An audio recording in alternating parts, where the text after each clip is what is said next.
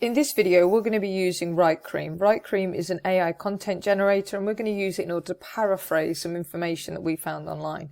So I've taken this search here, what is a chatbot? And we're going to imagine that I'm writing an article about chatbots that I want to publish on my website. As you can see, it's got a nice high estimated search volume.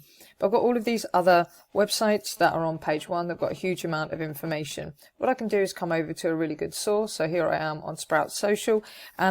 Sprout Social's table of contents shows me they've got all of this information.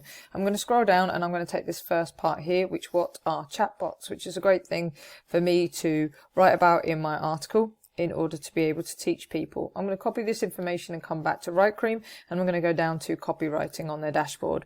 Scroll down and I'll be able to find very low down near the bottom their paraphraser. Click on that and I'm going to put the text that I want to paraphrase into the box, and then I'm going to hit paraphrase. You might want to do some editing and tweaking of this before you hit paste. Then what you can see, it's gone through and it's going to change everything that I have put.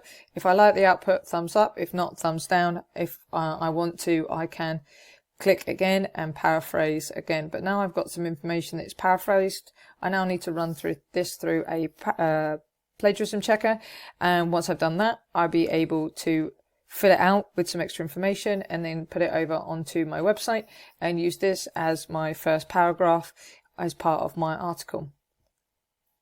Hopefully you found this video useful. If you did, then give us a like, comment underneath if you want to see any other tools available in any of these AI content generators.